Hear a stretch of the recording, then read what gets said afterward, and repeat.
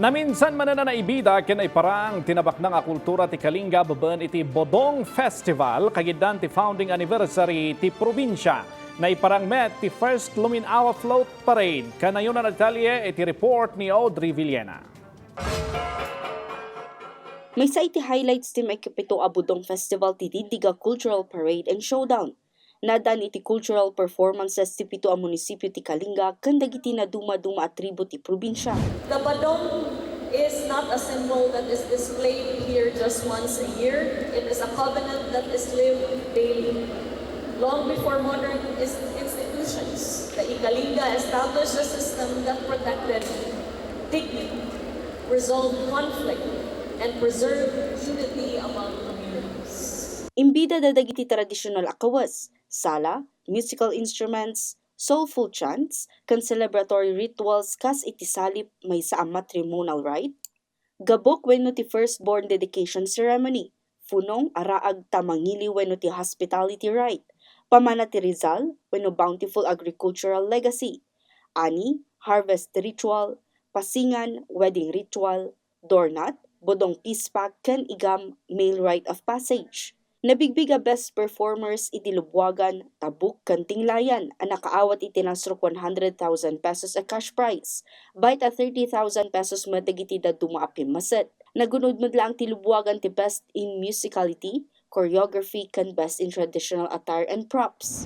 This is not mere performances. They are stories, they are memories, they are legacies. All of those traditions bind us together. They remind us that long before modern systems and institutions, it was our culture that shaped our values. Unity, cooperation, courage, respect, and faith. These are the foundations that continue to strengthen us today. Kabayatan na, imparang magtitunggal lokal a gobyerno ti Kalinga ti kinamanagpartuat da babaan ti kaunaan a Lumin-awa float parade. Bida dagiti produkto kan tourist destination a pakabigbigan ti tunggal ili.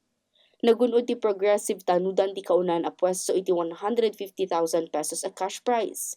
Second place mat ti laga float ti lubwagan a nakaala iti 100,000 pesos. Kan third place ti banat balbalan a nakaala iti 80,000 pesos. Naipaayan mat iti 50,000 pesos dagiti dadumaan na kipaset. Nasaksyan da Jeffrey Martin kan Ed Siatar dagiti nasawa highlight ti piyesta.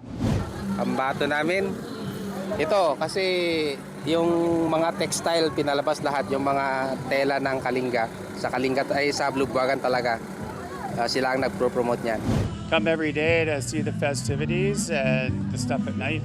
Very fun, especially for a foreigner, right? So we don't get festivals like this in Canada.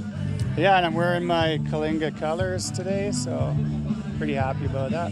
Audrey Villena, para iti Pamansang TV, iti baro a Pilipinas.